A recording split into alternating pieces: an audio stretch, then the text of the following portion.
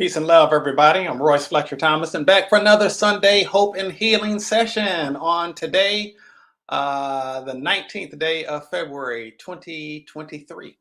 And we're here back as always, sharing love, light, good vibrations with you, hoping to offer some encouragement, some encouragement, some insight, perhaps share some wisdom from things that I've come to learn over the process of my journey, and also to share some healing. We're certainly very much about healing in this space as we are engaged in this journey, returning back to a state of wholeness, returning back to the state of our original innocence, and to be able to hopefully live the way that God designed us to live according to the divine blueprint, uh, in which we were fashioned in our mother's wombs, and the vision that God had for us before we even came to be born.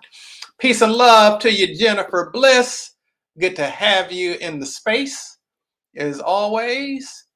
Um, Good to be here, and good to have you here. And to any and everybody else who's present today. I was life is interesting. Um, Sometimes in the transcending the matrix support sessions, one of the things, oh, Melissa's here. I didn't even see a comment. How'd you know Melissa's here, Jennifer Bliss? I don't see a comment from Melissa. But if you are here, welcome, welcome, welcome, welcome, Melissa. Much love and light and good vibes your direction as well. Anyway, one of the things that we'll do in transcending the matrix support sessions a lot of times is we'll have everybody kind of share authentically what they're bringing into the space. Um, how can you see? Oh, okay, maybe. Okay, I got you, Jennifer, because on your end, if you have somebody you're connected with on Facebook, it'll show you if that person is actually joined the feed, joined the live. And Curly Conscious King, good to have you in the space as well. Got all these transcending the matrix people up in here today. Welcome, and a bunch of love to you all. All right, glad to have you here in the space. Um, but what I was starting to say, a lot of times in our transcending the matrix support sessions, we'll have a scenario. And Melissa, by the way, I want to get with you on when a good Saturday is, um, so we can do a Saturday TTM support session, so that you can be available for that, to make it available for you to be able to come.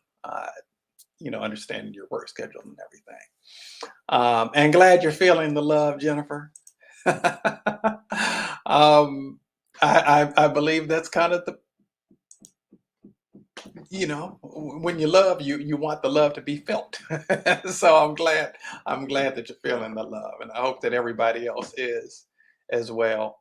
Um, Eventually I'll get the sentence out that I've started like 20 times now, but a lot of times during in the transcending the matrix support sessions, what we'll do is we'll kind of go around, and I like to have everybody share kind of from what you are actually bringing to the space in that moment, what's actually authentic for you at that moment, not where you think you should be, not what's your most spiritually evolved self, uh, where you'd be dwelling if you're operating from that space, but what you're actually authentically bringing to the space. And what I'm authentically bringing to the space in this now moment is a goof that I realized that I made earlier this morning. So I was speaking at Ministry Transform and Love Community, and there's been a theme for the entire month of February, and that theme for the month of February has been reconnecting to your roots, or reconnecting with your roots, and so under that theme, the the topic on which I chose to speak on today, what I felt led to speak on today, was Sankofa. So Sankofa is actually the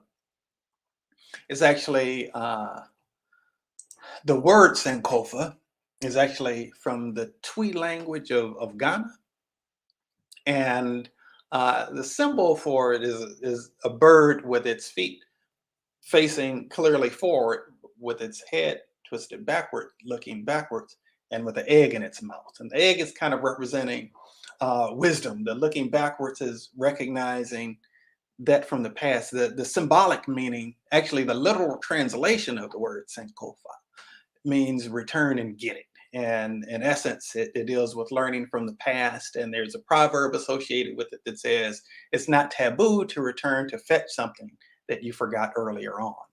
And, uh, just as I was about to go live, um, it dawned on me that there was a significant aspect of the message that I left out, and that was this acronym that I feel like God had given me relative to Sankofa and the message. What this message was about that I was sharing this morning as I was speaking, and it's basically turning Sankofa into an acronym for spiritual alignment, navigating spiritual alignment, navigating kingdomhood over false appearances. In terms of kingdomhood, in the context of the Malchut Shamayim, the sole sovereignty of the heavens, the fact that the greater reality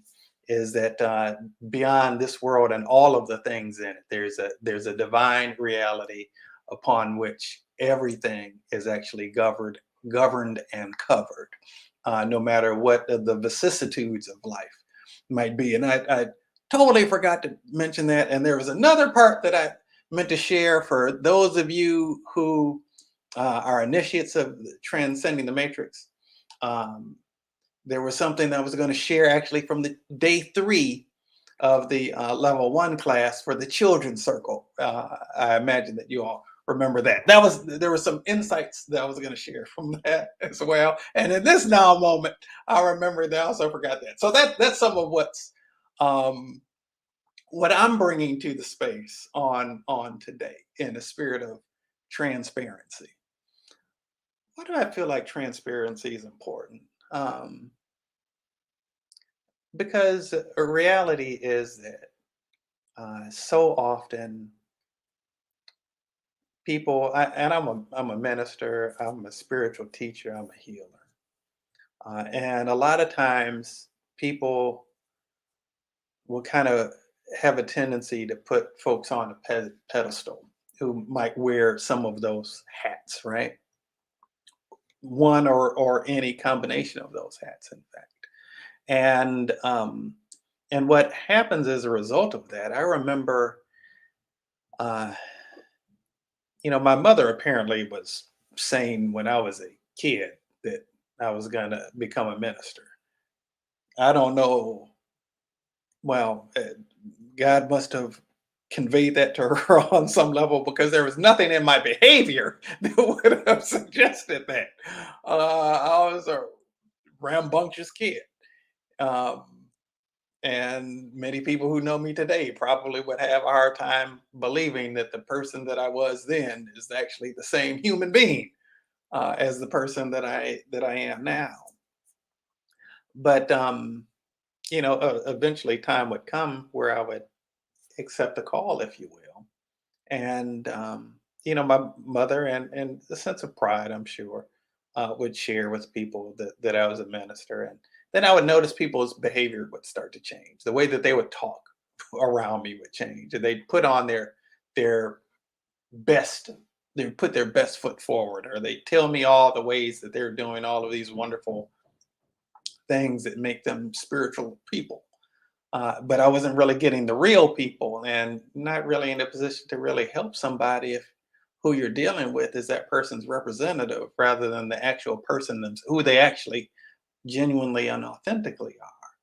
And so another thing that happens with that is people feel like the person who's in the teaching role or whatever, like that person like that they themselves can't be where that person is, that there's something unique or special about that person. Um, and so, people feel, greetings, Karen. Good to have you in the space. I love seeing all these TTM folks here today.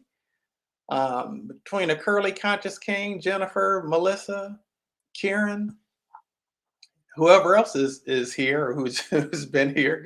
Good to have you here today.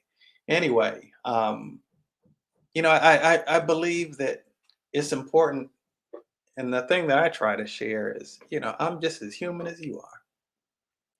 I'm just as human as you are, and you are just as divine as you perceive me to be. And I think that's important to be understood because I believe that it helps, you know, one to see one as being relatable, and to know that if they were able to overcome some things, then you too can. If they were able to reach a certain point spiritually in their lives, then you too can do that. And so I just personally believe that's important. Now, all of that is totally off topic in terms of what our actual theme for today is. So last Sunday, you may recall, on the 12th, just 2 days before Valentine's Day, or what some might call Love Day, right? um, the theme for that was, it was kind of a pre-Valentine's Day broadcast 2 days before Valentine's Day, and the thing was kind of the thing about love. And here we are coming out of Valentine's Day, the Sunday after Valentine's Day, and I just felt like it was just like more stuff that needed to be shared. So we're dealing with the thing about love, part two, on today, and from my standpoint, and I've shared this before. To me, the only thing on this planet that is real is love. The only thing on this planet that is real is love. Your problems feel real. Your pain feels real. Sickness in your body might feel real. A person behaving in a certain way that gives the indication that there's something other than pure love and divine light, that seems real. But none of that is actually real. As real as it seems, none of that is actually real. That's all part of the Maya. The only thing that is real is love. The only thing on this planet that is real is love. Now, now as we talk about this thing of love, there's a lot even that we call love that isn't really love. And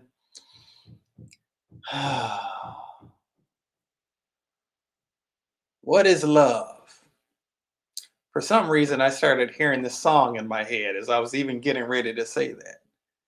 You all remember that song says, "What is love? Baby, don't hurt me. Don't hurt me no more." You remember that song? Do you know that song? Maybe you do, maybe you don't.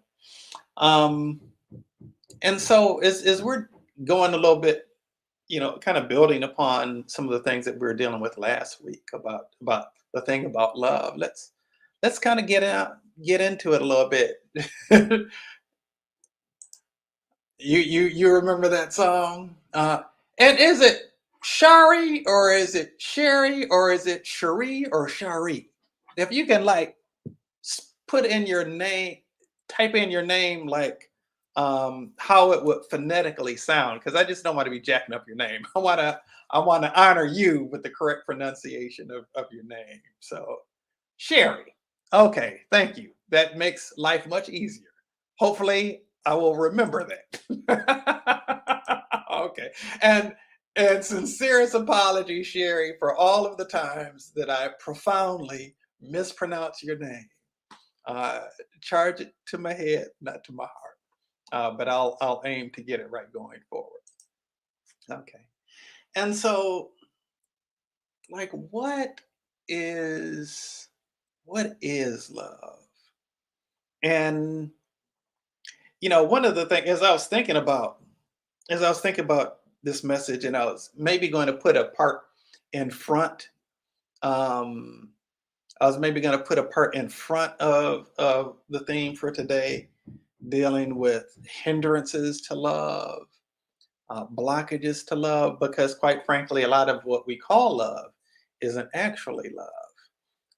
And in a lot of situations, what's really present is, and we really, in a lot of ways, throw the word love around kind of loosely without really getting to the heart of what love actually is.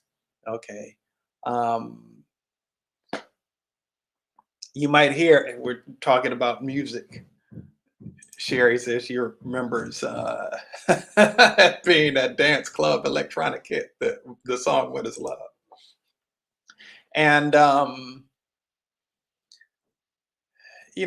are a lot of ways where we can kind of throw around the word love kind of loosely. Um, you might have a a drink that you like, or a food that you like, and say, "Oh my gosh, I love this." Or maybe that's why I mentioned the song, because you might hear a song that you like, and you say, "Oh, I love this song," right? Um, or you might kind of say to somebody, you see it in movies on TV all the time. Maybe do it and you say, "Love you." As if that there's really even any true feeling connected with this person. Um, but the word love is kind of thrown around a lot, and maybe the reason that it is because of the significance of what the thing that word represents actually is, right? There is who we are at our core is love. What we all actually have an innate need to experience is giving and receiving love. As human, as animals, as mammals specifically, we have a need to give and receive love. And so there are essentially three evolutionary parts of the brain in a human being. There's what's referred to as the reptilian brain. It's the oldest part of the brain. It's the most primal part of the brain. And what it's essentially rooted in is survival. What it's essentially rooted in is survival.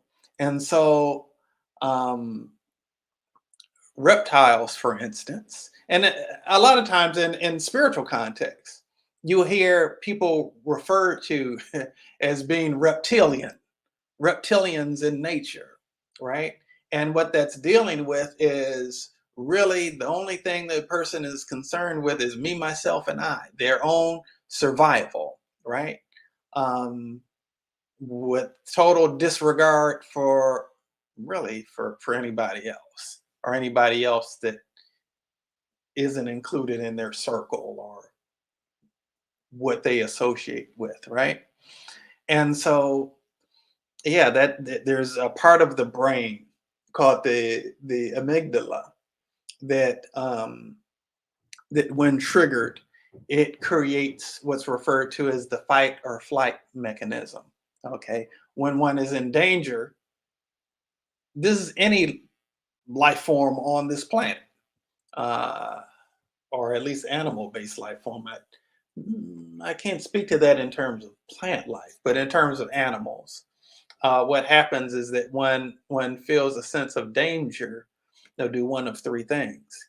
Either there'll be the system will be flooded with stress hormones like cortisol, and adrenaline, particularly adrenaline in this particular case, and they'll get on person will get on defense, or an animal will get on defense to have this rush of energy to be in a position to fight, to defend oneself, or to run away and flee from where the danger is. And so that creates their hormones that flood the system that allow one to do that.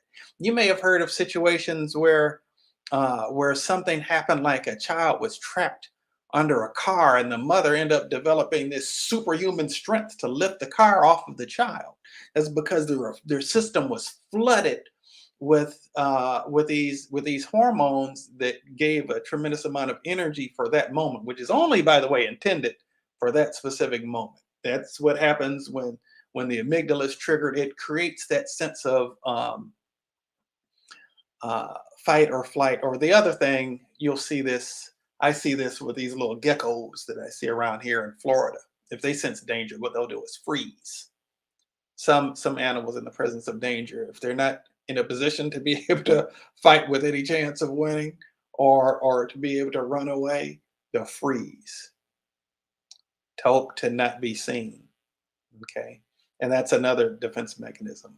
But a lot of times, humans will feel the triggering of those emotions. Anyway, it's the reptilian brain that's rooted in survival, that is at work in those situations. With mammals, mammals have the reptilian brain, the part of them that makes them want to survive.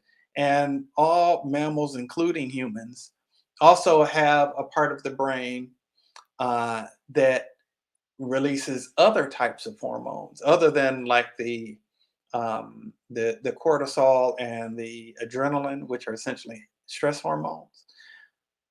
It'll release, for instance, um, oxytocin. Oxytocin is a hormone that's released into the system that creates a sense of connection. What's different? What's a primary difference between mammals and reptiles, for instance? Typically, reptiles lay eggs, right? Typically, reptiles and insects too, for that matter. Typically, they lay eggs, and when the egg hatches, it develops inside the egg, and then when the egg hatches, um, there's a greater degree of, not all the time, but there's a greater degree of independence for those who come out of hatched eggs than those who develop inside the womb of the mother. And with mammals, the egg is fertilized inside of the mother, and the fetus grows inside of the mother. Just had a new member of my family added this week. My young nephew was born this this past Wednesday, February 15th. And welcome to the planet and to the family, Rio. And so he had been in his mother's womb for 9 months. And during that time, he was totally dependent upon his mother for oxygen, for water, for food, and for the elimination of toxins out of and waste out of his body. He was totally dependent, as is the case with mammals as a whole. And then a thing about mammals is that when they are born, they're still totally dependent, and they feed from the mother. They suck from the mother, and the food that the baby then eats is that which is literally produced from the mother's body, right? And there's now, I've never been a mother, right? So I don't know about this from an experiential standpoint. But when in the process of the the baby suppling and being fed from the breast of the mother, there's also further bond that's created in that scenario. And it's designed, there's oxytocin that's released in that scenario. Okay. Um, that's why there's such a close connection between the mother child relationship in a way that's totally different from from father child relationships. Right. And so there's that oxytocin that's released there. We're hardwired for bonding. We're hardwired for a sense of connection. We're designed to operate this way. This was the divine plan of God for us to feel a sense of connection. That's not just humans. It certainly is the case with humans, but not just humans. Um, Humans are the most dependent upon our parents of any animal within the animal kingdom, um, amongst all mammals. But the reality is that with that sense of us being hardwired for connection, with the fact that we've all have just innately have neural pathways in our brain where we have the yearning and desire for connection and love. We as we grow up, we continue to want to have and experience expressions of love, both giving and receiving love. That now we might have some other stuff going on, but embedded within each of us, how we were how we were designed is to give and to receive love. All right. And so a lot of times the word love is thrown out there. Um, and it's a trigger word in a lot of ways because we know that that has meaning, but sometimes we get sidetracked on what love actually is, and in the process of that, we end up getting caught up. We end up uh, experiencing a lot of brokenness in connection with love, which is really a function of outages, blockages, and hindrances related to love. This happens when we have times where somebody has told us that they love us and that we believe that they loved us, but then we experience something from them or through them that did not at all feel like love. It felt like gut wrenching pain.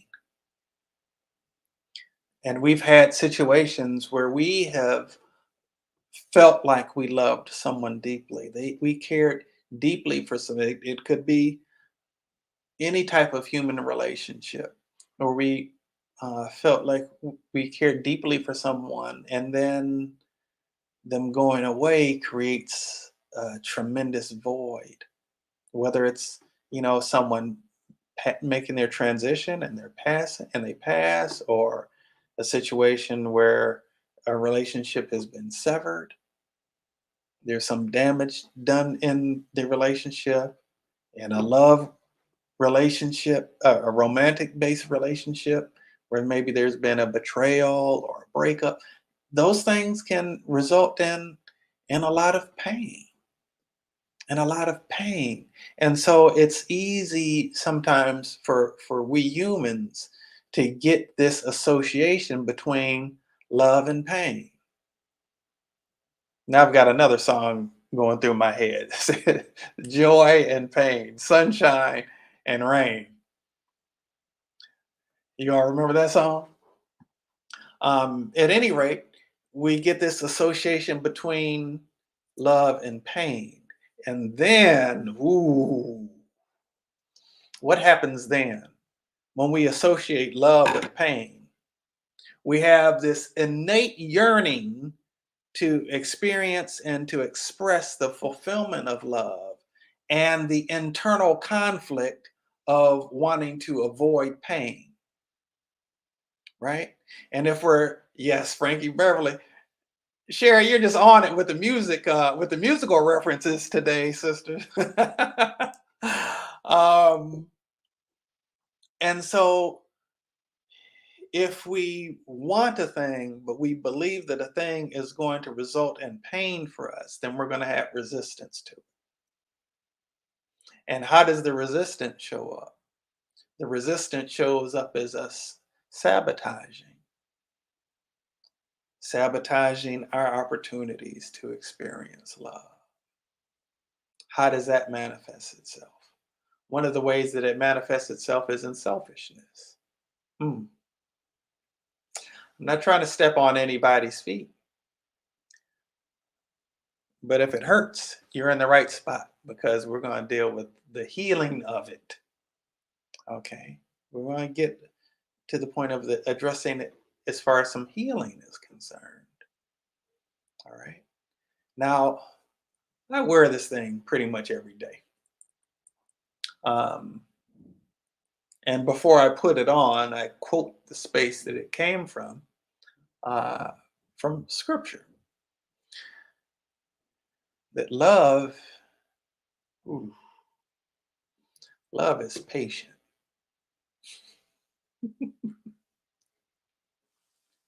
How many of you have a patience issue? just, just raise your hand and say, I can't see you if you're raising your hand. Just raise your hand and say, that's me. Patience is a challenge for me. Love is patient. Mm.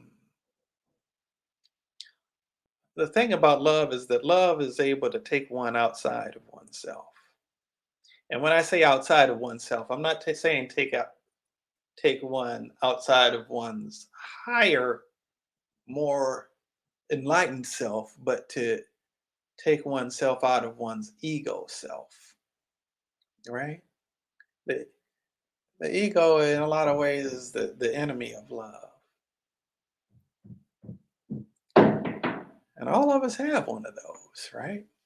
We all have one.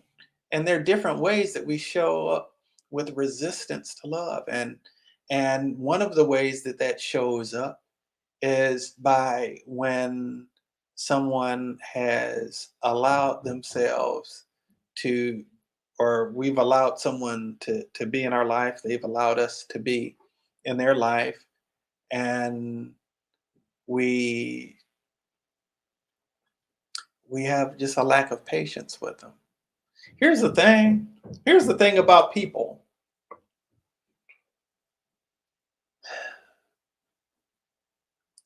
People have issues. People have issues. Why is it that people have issues? Because throughout the course of human history, issues have been passed down from other people that have issues, right? Somewhere along the way, something happened. Somebody got the idea that there needs to be some resistance to this. Somebody got the idea that I need to protect myself from ever having anything like this happen again. Somewhere along the way, there was some selfishness that was developed. Somewhere along the way, there was some fear that was established. Somewhere along the way, love became associated with pain. People, as a general rule of thumb, do not like to experience pain. It doesn't feel good. And what people do then is they put up blocks because of the pain that they felt, or put up blocks to keep themselves from feeling pain in the future. And so, because this is baggage that humans have,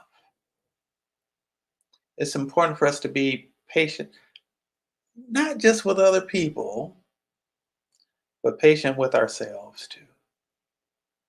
Patient with ourselves, to give ourselves space to heal from things that have hurt us, to forgive ourselves for things that we've done where we've hurt others or where we've done wrong.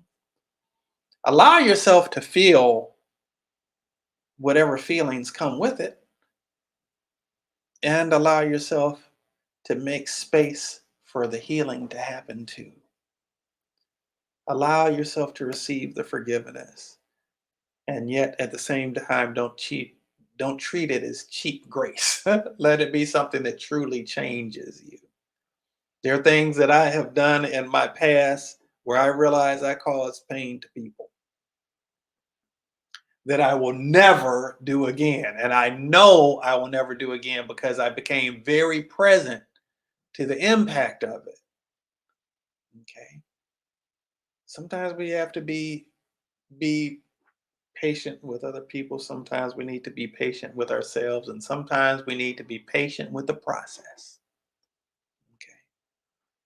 But that's part of love, including that's part of self-love. Love is also kind. Love at its heart really motivates action, really. It leads one to do things, all right, such as display warmth and kindness and thoughtfulness. Really, these are these are kind of simple things. We're a little bit complicated, but these things are actually simple. It's not proud. It's not rude. It doesn't dishonor others. It doesn't dishonor folks. Sometimes when we feel the pain arrive, it activates our ego, that part of us that tries to edge God out. And in the process of that, what happens is that we lash out. We lash out at who we believe is who caused us pain. Whoever you think caused you pain isn't who really caused you pain. I want to let that breathe for a minute. Whoever it is that you're thinking caused you pain isn't who it is that actually caused you pain. We wrestle not against flesh and blood. Our issue isn't really with people, but with powers and principalities and forces of wickedness in high places. They're negative forces that are at work. Now they do work through people, but the people aren't the problem. It's the negative forces that are the problem. And therefore, you can't, the enemy is never another person. Whew.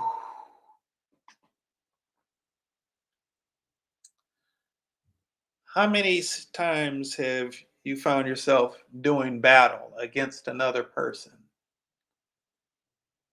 And I wanna particularly deal with in the context of marriage right now in this moment, right? A lot of times it feels like that person is the enemy. I'm saying this is somebody who's been married and divorced twice. A lot of times it seems like that person is the enemy, but that's the one that you're fighting against. The reality is that's the one you're supposed to be fighting with, not against. Get the distinction. You should be fighting with one another against the problem. You're not the problem. That other person's not the problem. The problem is the problem, right? And so, in that context, you don't want to dishonor another.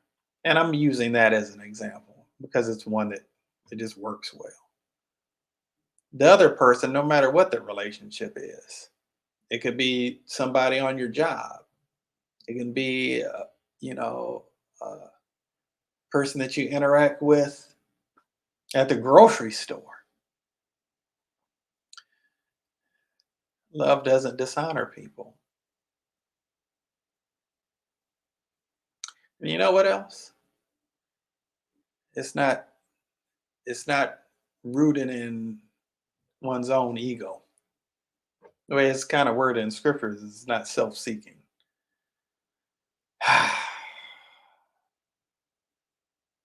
How much of what is actually going on in the world today is dealing with somebody seeking their own good without concern for how it impacts somebody else? Hmm.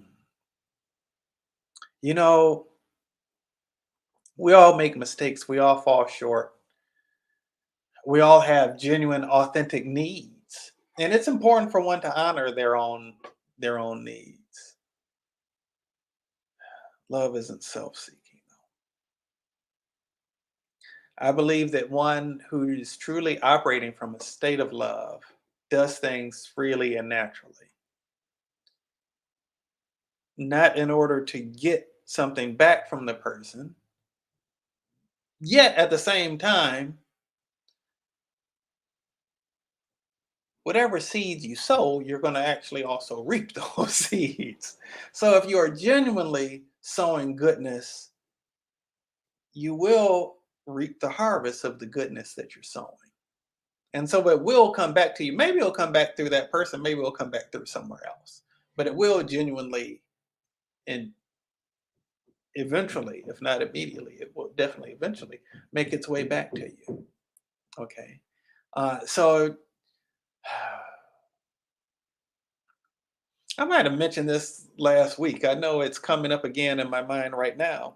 There was a song by Michael Jackson where, he sang the lyrics, said, I've been a victim of a selfish kind of love. And a selfish love isn't really actually love. Love isn't self-seeking. Not the love that I'm talking about. It's not self-seeking. It's not seeking its own. It's not seeking its own way. Right? It's not. It's seeking how to be a blessing. Seeking how to be a blessing. That doesn't mean that you let somebody walk all over you either, because that's not loving towards you. That's not loving towards you. But seeking what's the greater good here? What would support the greater good?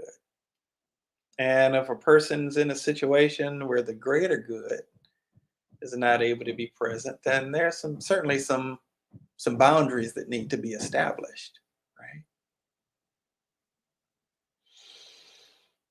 And it's not easily angered. Whew.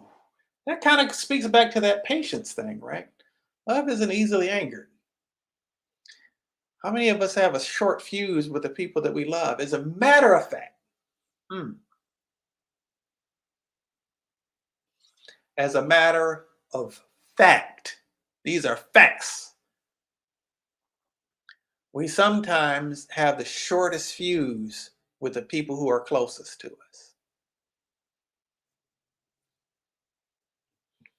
Sometimes we take out our frustrations that we experience in other places. We take them out on the people that are closest to us sometimes. Sometimes we lash out in ways that can be damaging to those that we say that we love. I'm not saying this so that you'll be on a guilt trip. I'm not extending invitations to guilt trips. Okay.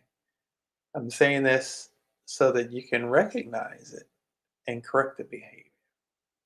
Right.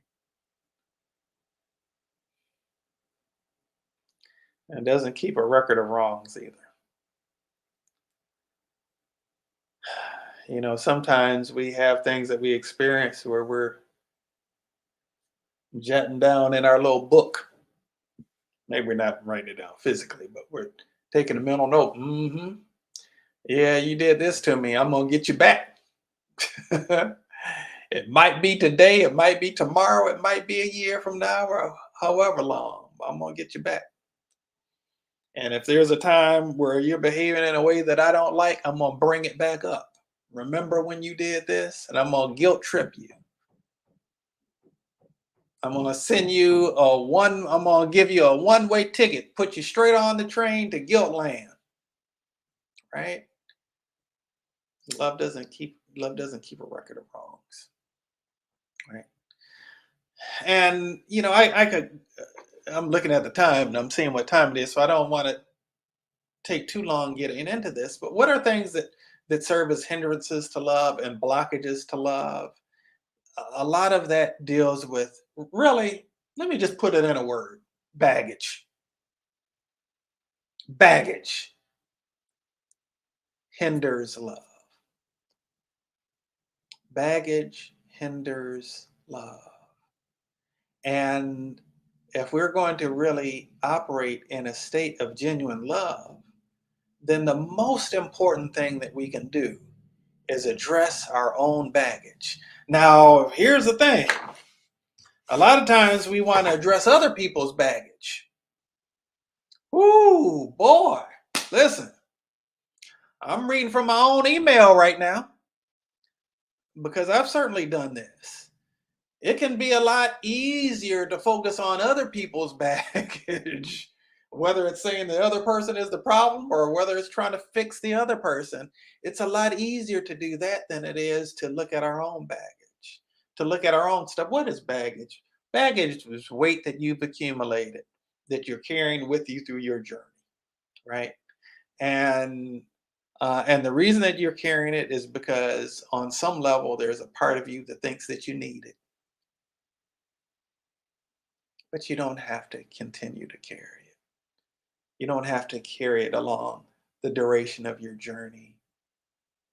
And one of the things I want to encourage, as an expression of self-love is really investigate what baggage you may have without blaming the people who are responsible for your baggage, right? Love doesn't dishonor others and it keeps no record of wrongs, all right? But just genuinely looking at what are the things that are standing in the way of love for me? What's stopping me from experiencing the love at the level that I would like to experience it, that I would like to experience it? And the truth is that it's never another person. It's all an inside job. It's all an inside job. And part of it is finding ways of loving yourself. And last week I asked you all to type in the comments things that you felt like were expressions of self-love. I want to say to you the fact that you're here today is an expression of self-love because you find it important enough to you to put yourself in a space of being able to maybe receive some insights, to receive some healing, that you're committed to your growth process. That is one of the most loving things that you can do. If you love another person, whether that's your children or your parents or your friends or your beloved, whoever it is, one of the most loving things that you can do for them is get rid of your baggage. Address your baggage and heal and grow and become the best version of yourself that you can possibly be, because that allows you to share and give from a state of overflow of the love that's manifesting and flowing out of you and pouring out of you. That's that's part of why I do this stuff that I'm doing. uh, I feel like I'm always working on me, quite honestly, because there's always room for growth, but also because they're people that I love. They're people that I love personally, people who are personal to me, close to me personally, that I love. And because I love them, I want them to be able to have the best version of me. I don't want to be impatient with the people that I love. I don't want to keep bringing up areas where they fell short. I don't want to um, I don't want to be selfish towards them in dealing with them and just interact with them from the basis of what I'm going to get out of it. I want them to get something out of it. I'm not just, wanting, to go around and infecting people with anger and hostility.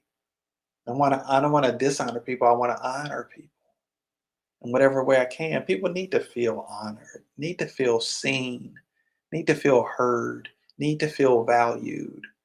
Well, the more one values oneself, the more one can value another person, right? And so, even beyond that, I don't know who all is seeing this. I know that there are some people who commented in the chat, but I don't know who all sees this. I don't know who will be seeing it on a playback. There are typically many more people that see it than what are here live, whether on YouTube or Facebook. So I don't know who all will see this, but what I do know for sure is that I want whoever receives it, whoever sees this, to receive love through it. And there have been a lot of people who've been teachers and preachers and healers who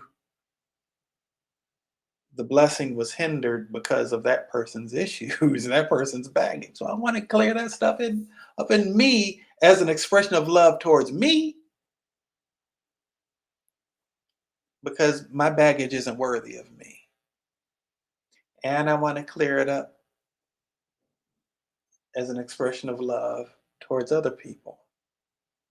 There's enough brokenness in the world, and there are enough people doing stuff that's damaging to people. I want to contribute that. I want to contribute to the restoration, to the healing, to the experience of love in its truest, purest sense, most beautiful sense, right? Okay. And so putting yourselves in positions to receive love. Now, the thing about it is, love isn't something you can demand. You can't make anybody love you. You can't make anybody love you. Not with your actions, not with what you buy them. You can't make anybody love you. What you can do is you can express love if it's coming from a genuine and pure space. And if that person's heart is such that they end up loving you also, then wonderful. Wonderful. And if not, then you know, so be it. Keep it moving. um, but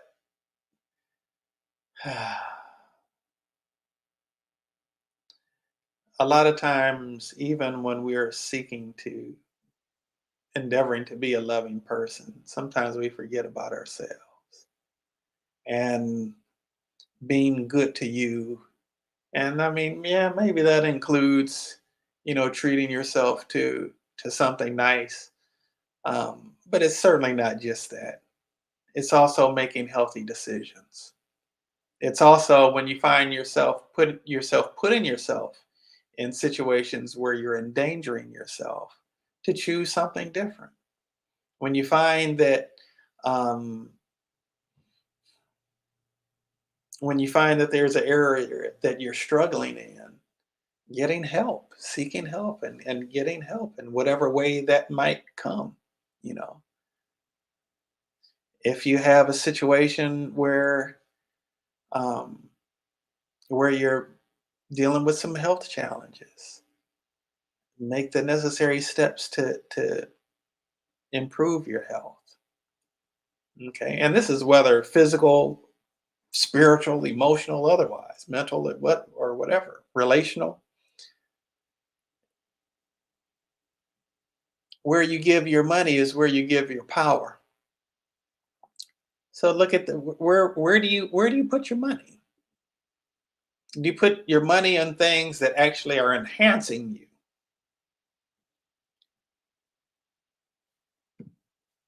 That can be an actual expression, an important expression of self-love. Man, I did not realize I've been talking all this time. We let's get into some of the healing, shall we? Um it is 1:54 Eastern time. My goodness, we've been at this almost an hour. Um did not know that I'd be talking so long. So anybody here who is wanting to experience and allow love to flow in your life more fully, this is an opportunity to be able to receive that. If there's somebody that you care about, I want to encourage you to very quickly send them the link so that they can get and benefit from this. Okay, because now we're going to get into some of the healing.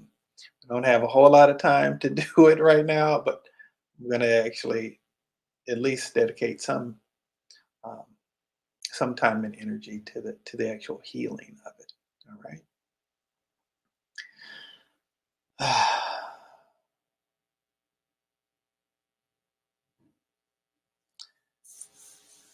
as we're making room in our hearts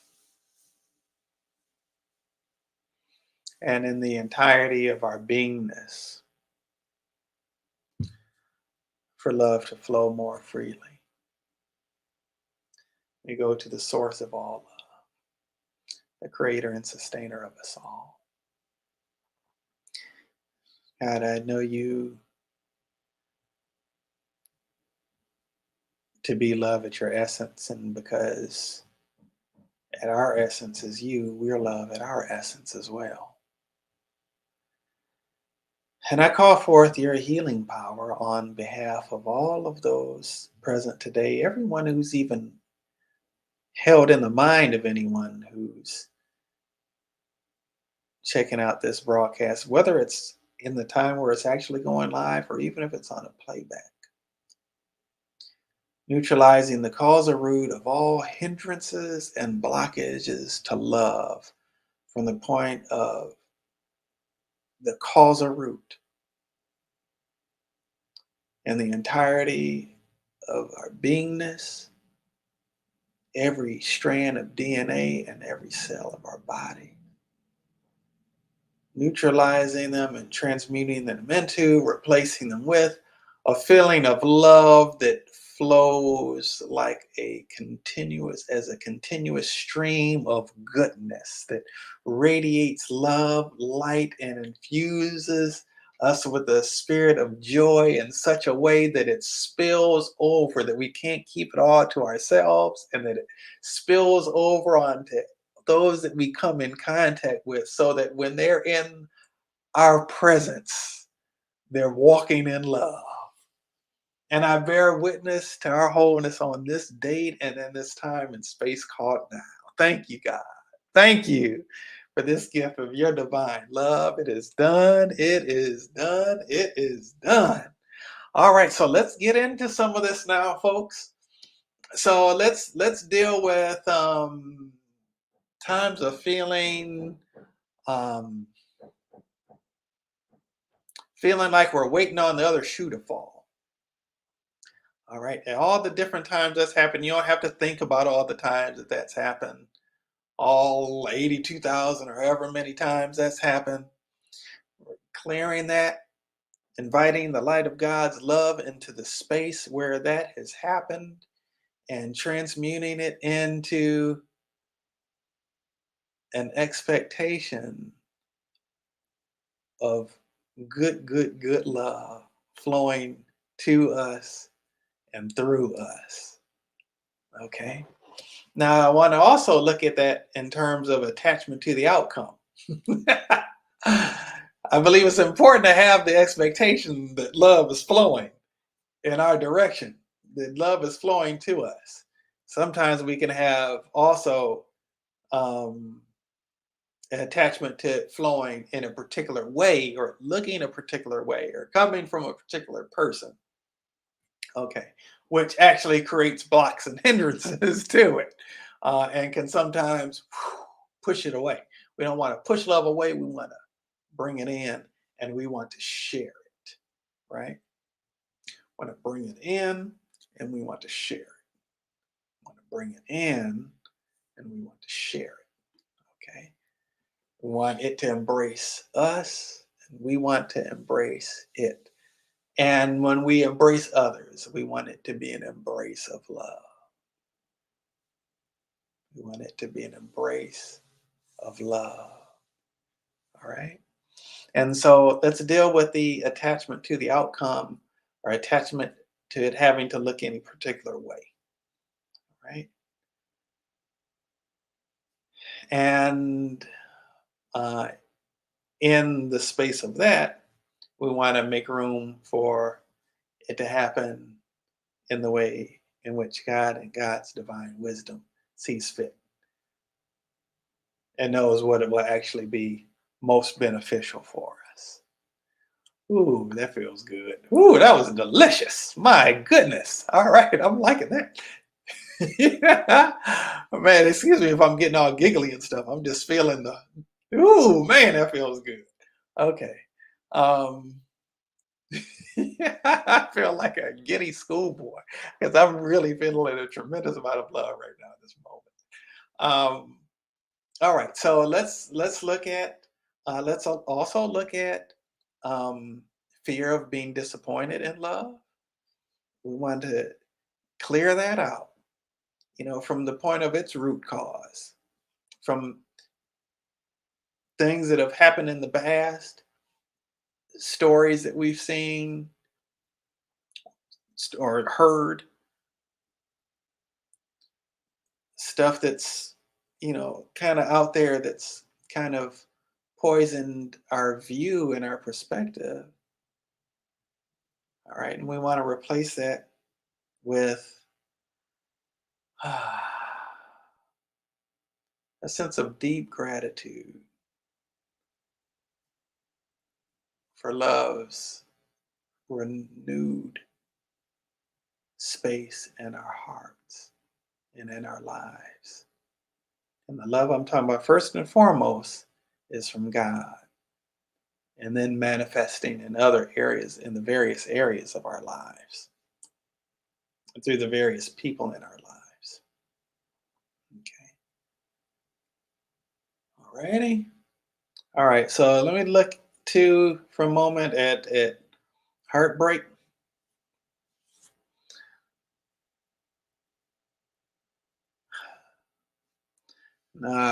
New edition has come to my mind. You all remember the New Edition Heartbreak album? Some of you might. I'm sure that a couple of you do at least. Huh. You know what's considered to be the greatest love story the greatest love story? And I'm not talking about biblical stuff right now. Romeo and Juliet. How is that like the greatest love story? They both killed themselves and they didn't get to experience the fruit of their love. So how is it's a tragedy? How in the heck is that like the greatest love story? And so we've got this in our mind, we've got this negative programming that love is supposed to be painful, that it somehow makes the love better if it's painful or if it's tragic, which is total minutia. That is foolishness. Ah, now can love transcend tragedy? Yes, absolutely it can. But for that to be our model for love, where it's not actually able to be experienced in a real um, tangible and lasting way, and that one is killing themselves over. mm, that ain't what love is. That's not what love is all about. That is a total misnomer. So this idea that to love has to be, yes, Sherry, Shakespeare had way too much baggage. And that's another way is that we receive baggage just by taking on other folks' baggage. I mentioned earlier that I have a nephew that was just born a couple days ago. I have another nephew whose anniversary of his birth um, was the day after that, was Thursday. Um, and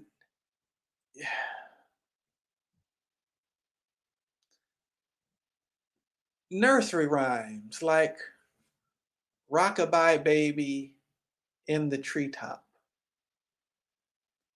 When the wind blows, the cradle will rock. When the bough breaks, the cradle will fall, and down will come baby, cradle and all. What kind of sick, demented craziness is that?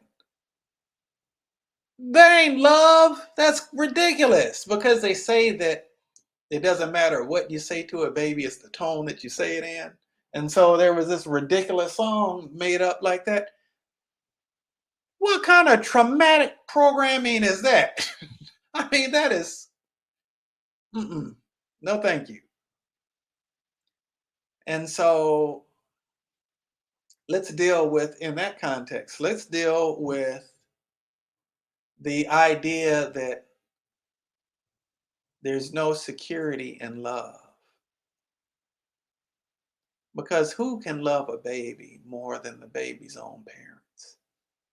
Babies have a way. Mm. Babies have a way of calling forth love. It's hard to see a newborn baby and not just feel yourself falling in love with them. Just touches your heart, seeing their little fingers and their little toes and everything, knowing that they just enter the earth from the spirit realm and really know nothing about being here, totally dependent and in a state of complete innocence, as innocent as they could possibly be. It speaks to our hearts. It speaks to our hearts. And in the state of that innocence, in the state of that vulnerability, to be programmed with doom and a nursery rhyme. When the baby is, that's something that's sung when they're in the process of putting the baby to sleep. When the mind is entering into a receptive alpha brainwave state.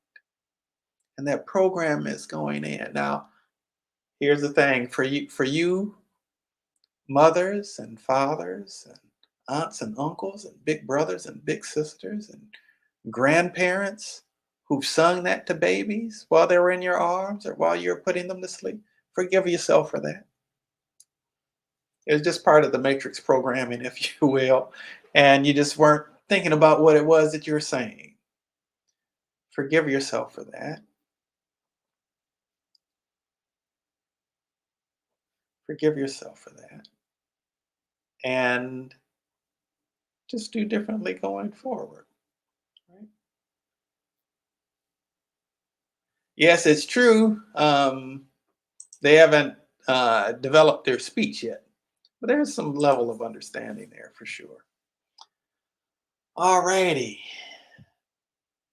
and so let's look at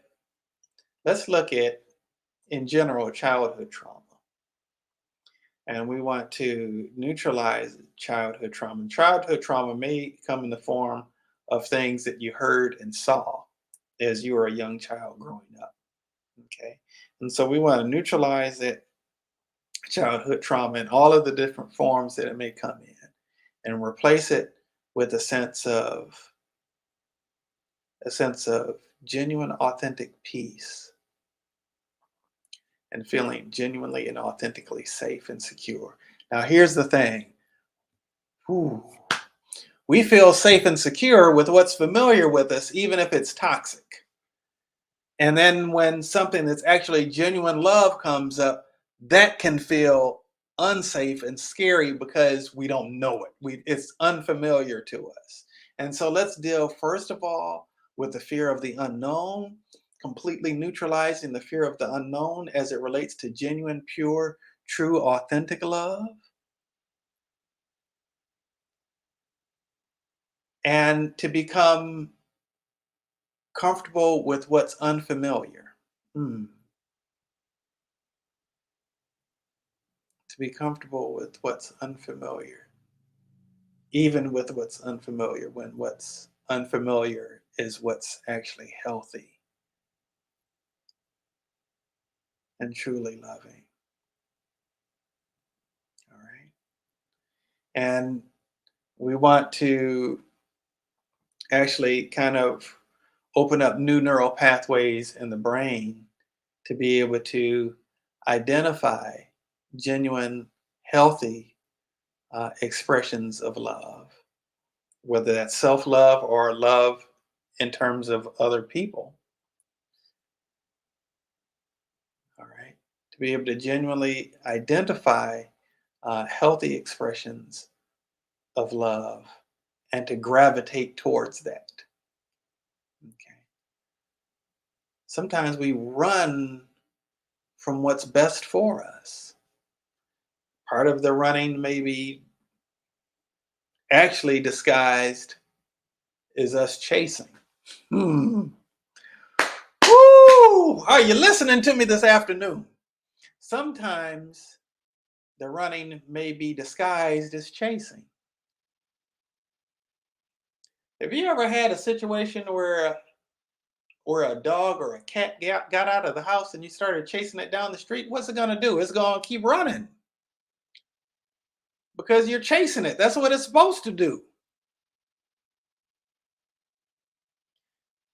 And so the chasing can be a form of self-sabotage, of pushing it away. We don't see it that way. We see it as us moving towards it, but it's actually a way of pushing it away. And so we want to actually switch that. We want to flip that to, instead of chasing love, calling love forth. Okay.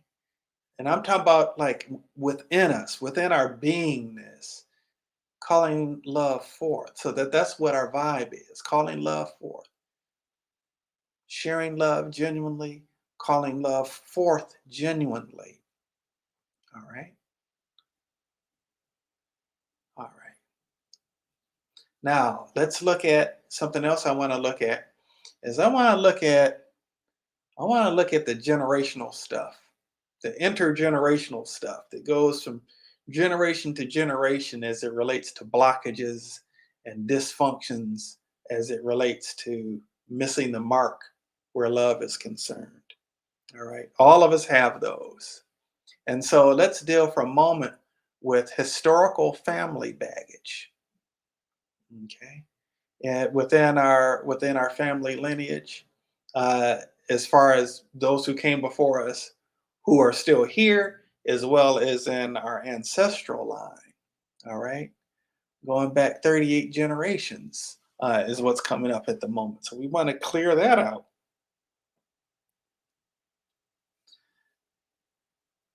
and replace it with healthy, genuine, authentic, fulfilling love. All right. And let's take it actually not just in the past, but actually going forth through posterity, those who come after us. All right. 23 generations. All right. Genuine, authentic, pure love to be manifesting.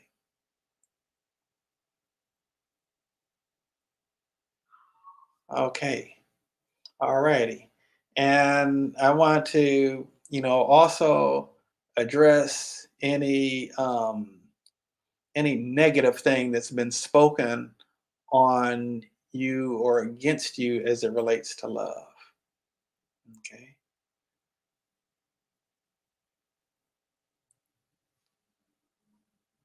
All right. We want to clear those out.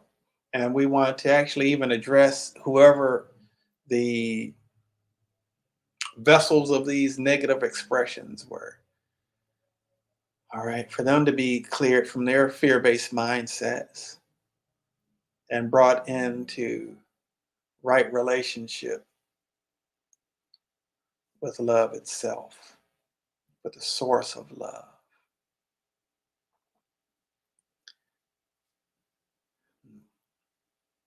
And offer support for their healing and their transformation. And actually be able to strengthen you for genuine compassion where you're concerned and where they're concerned.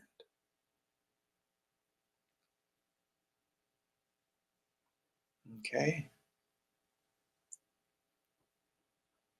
All right. All right. Something else I want to look at is I want us to look at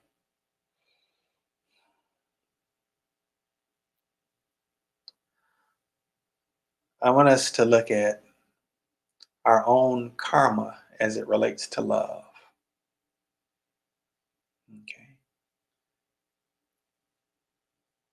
As it relates to what our attitudes have been about love and our attitudes has been towards people uh, concerning love. And certainly what our behaviors have been. Whatever we sow, we end up reaping somehow. And it may not come in the exact same way. Um, the purpose of, of karma, if you will, isn't retribution. It's to inspire compassion. Healing isn't a miracle in terms of a person no longer having a broken bone. I've seen that happen, but that's not the real miracle. A tumor going away, I've seen that happen, but that's not the real miracle. You know, the real miracle is a changed heart, and that's what we want to offer an open space for. Is a changed heart, a renewed heart, a transformed heart, a heart that is flowing in the frequency of genuine, pure, authentic love that displays warmth and kindness. And sometimes it needs to show up in forms of firmness as well. Love isn't weak. There's a strength and a power to love. But love, um, coupled with wisdom, is incredibly powerful in its ability to transform and to make an impact. All right. And so um, we want to offer compassion towards those whom our behavior and our brokenness has hurt, and offer compassion towards ourselves, you know, right along those same lines. Genuine, authentic compassion towards ourselves and forgiveness towards ourselves. All right. Making room for forgiveness for yourself and receiving forgiveness from God for your shortcomings. Receiving forgiveness from anyone that you may have damaged. And I'm just saying an open space for it. You can't make anybody forgive you. And it's not your job to try to convince somebody to forgive you for your stuff. Um, we're talking about opening up space within your heart where you're open to that. Okay? So we're strengthening that. All right. Okay. Today's 219, and 219 will uh, close it out. It gives us a minute. All right. So let me real quickly deal with just any um, form of negative emotion um, as it relates to ourselves, and replace that with genuine, authentic, pure love. Therefore, being able to interact with other people from a state of genuine, authentic, pure love.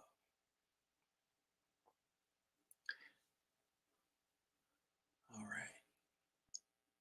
Now we've addressed blockages, some blockages to love and hindrances to love, um, and this is not contradictory to that. Establishing healthy boundaries for ourselves it's not blocking love.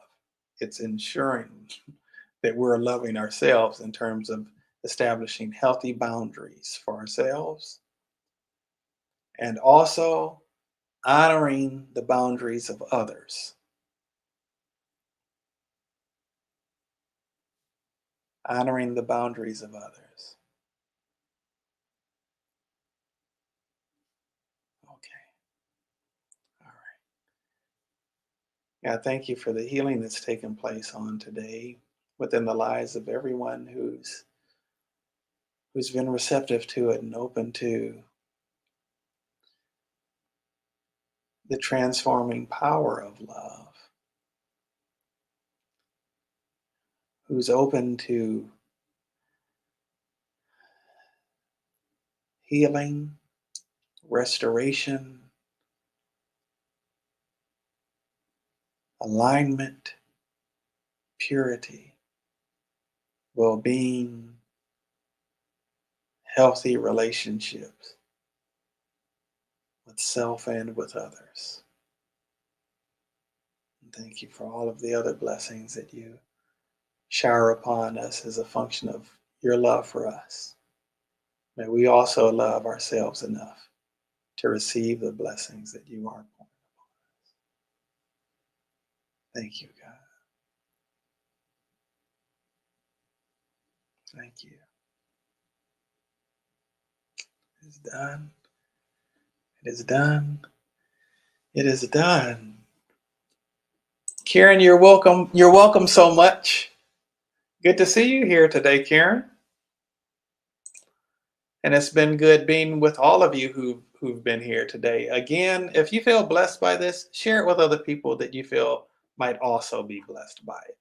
You know, this might be something that you might want to play when you're going to bed too. So when your mind is in a receptive state and you're hearing, this good stuff being poured into you and spoken into your life. But now the healing that's happening is beyond the words that I'm saying. I could be doing that without saying anything. That could be taking place without me saying anything at all. Um, but if you feel like there's somebody who can be blessed by it, share it with them, and share with them why you're sharing it with them. Um, you can share the YouTube link, or you can share the Facebook. With in terms of the YouTube, it can easily be shared in a text message. Just click on the link where it says share, and you can share. You can copy the link and put in a text message and share it with people who you feel like will benefit from it. I want this to reach as many people as possible so that love can expand as much as possible.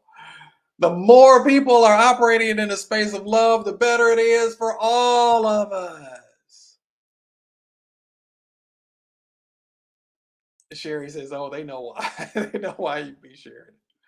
The more people are operating from a place of greater love, the better it is for all of us. And so, it's Black History Month this month. One of the main people who's acknowledged in Black History Month is Martin Luther King Jr. There's a whole lot of other people that did a lot of significant stuff besides MLK, but he's one who's acknowledged a lot. And one of the things that he said that stands out in my mind is that we're all caught up in an inescapable network of mutuality, tied in a single garment of destiny. That whatever affects one directly affects all indirectly. This is part of the interrelated structure of our existence. And so the more people are operating in a state of wholeness, the more people are operating in a state of good mental health, the more people are operating from a place of love, genuine, authentic love, the more it impacts all of us. If you want the people in your life to be blessed, you heal as much as you possibly can, because then you'll be able to love them better from a better place. Okay. Sherry, you're welcome, ma'am. You're welcome. Very much my pleasure to be here. And all recognition to God, who allows me to be in this space and to share this, and who inspires me to do this. I got messages this week that there are people who heard last week's message. I had no clue. These are people who are actually in my life. I had no clue. And, real talk, there's sometimes I wonder, is this actually really reaching people? Are people feeling the benefit from me doing this? And, I definitely got word this week from more than one space, people communicating with me directly, personally, people that are in my life, people that I wouldn't necessarily expect to be on here, but shared that they were and felt blessed by it. if you are at all interested in training or any healing in a more direct way, feel free to reach out to me on Instagram or on Facebook at Royce Fletcher Thomason. More than happy to make that available to you. Um, and a reality is that I truly feel like taking on this work. All right, real talk. Sometimes there's room for me to be more dedicated in doing the work on myself. There's always room for growth. When I'm being most loving to myself, I choose to do this work on myself. And it can be a wonderful way to help it's certainly been very transformative in my life. It's been a way that I've been able to love on me, and it's been a way that I've been able to love on other people and help people experience what folks refer to as medical miracles. Um, Again, that is a tremendous blessing to help people who've been in pain to not have to feel that pain anymore. But also to be able to participate in the transformation of people's hearts, starting with my own, because it really is transformational for the person, for the practitioner who's doing it. So I'm more than happy to share with anybody who's interested. If you're interested, again, let me know. Just reach out to me on Instagram or on Facebook at Royce Fletcher Thomason, or you can reach us on Instagram at Transcending the Matrix as well. Okay. All right. So that pretty much wraps us up for today. As always, send you forth with peace and love as we work towards entering in that sustainable state of supreme satisfaction. God bless you, and I love you, folks. Catch you next time.